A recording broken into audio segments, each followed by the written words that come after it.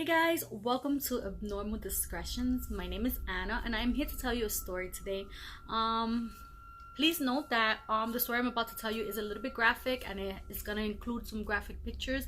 So if you are not a person who likes watching this kind of thing or you get squeamish or whatever, I suggest you click out of this video now. So in today's video, we're going to be talking about someone called Elizabeth Short, aka the Black Dahlia. The Black Dahlia was found in Leimert Park in Los Angeles, California.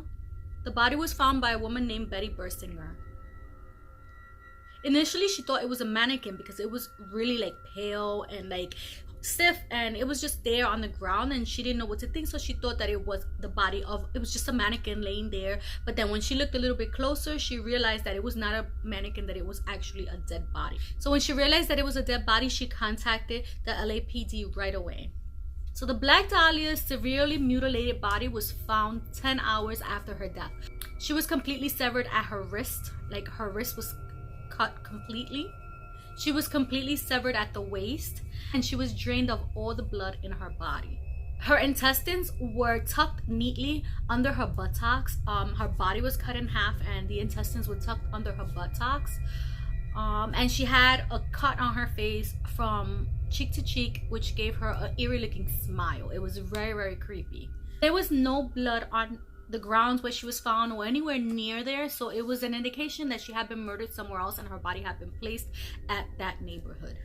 Elizabeth Short was born in Boston, Massachusetts, to Cleo and Phoebe Short in 1930. Her father faked his own death. He faked his suicide and he abandoned his wife and the 5 kids, including Elizabeth. In 1942, her mother received a message stating that her husband was alive and well and he was living in California and he had left her and made his own life over there. So when Elizabeth turned 18 years old, she decided to go and live with her dad in California because she had dreams of being an actress. So she decided to go move over to California with her dad, and she lived there for a few months and she got kicked out by him. They were arguing a lot and he decided to throw her out.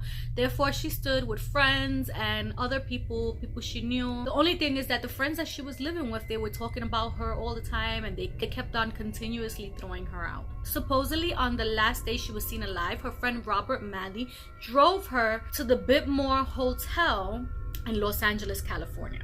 He spent the night with her at the hotel and he left in the morning, and he said that he saw her talking on the phone in the lobby of the hotel. That was the last time that he saw her alive. Afterwards, someone said they saw her go into a bar that was nearby the hotel. It was called the Crown Hill Bar, and that's where she was last seen alive by anyone. Her body was found on January 14, 1947, and 9 days after her body was discovered, a letter was sent to the coroner. The letter appeared to have been written by cuttings from newspapers or magazines, little letters were pasted onto a piece of paper, and that's how the letter looked when it arrived to the coroner's office. The letter read, "Here is Dahlia's belongings. Letter to follow." The letter contains Elizabeth Short's identification, birth certificate, social security card, pictures, and a phone book. Gasoline was used to remove all fingerprints off every single paper or item that there was there. So the paper smelled a lot like gasoline, which I had no idea that was a thing, which is amazing. Apparently after her death, lots of tips, false confessions, people saying they knew who killed her, they knew someone who killed her, and everything was false, followed to the police department. People were calling in like crazy. The police had 3 suspects. Number 1 was Robert Manley, who was the last one to see her alive.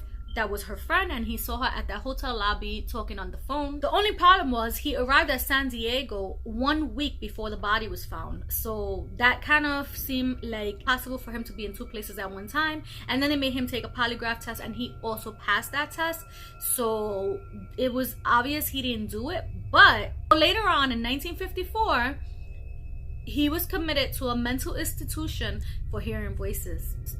The second suspect was Joseph Dumais. He was a corporal from the army. He confessed that night that he was with Dahlia and that he spent the night with her and that he murdered her, and he had blacked out and he doesn't remember how it happened, but the police ruled that it was a lie, and he was ruled out as a suspect. Suspect number 3 was George Hortle. He was a doctor. His son grew up to be a police officer. He said his father killed Dahlia. He also said that there was a secret room in his house that he was not allowed to go into, or his mother or anyone was allowed to go into that room. The police also said that his handwriting was 95% exactly the same as the envelopes which contained the letters for the police officers earlier in the investigation. The police put listening devices in his house so they can hear his conversations on the phone or with whoever came to his house. And one day they heard him saying, "If I did kill Dahlia, no one would ever find out because my secretary's dead now." But he was still ruled out as a suspect. Many people believe that it's because he had a lot of money and he paid off the police departments, but you know, we don't know what happened. The Black Dahlia is the oldest unsolved mystery in Los Angeles that there has been ever in history. So what do you think happened to the Black Dahlia? Who killed her? Was it any of those 3 people, or do you guys, have you looked into this and do you know or have any idea who did it? You know, if you guys like this type of stories, if you do, give it a thumbs up so that way I can know to continue to make these type of videos. Thank you guys so much for watching.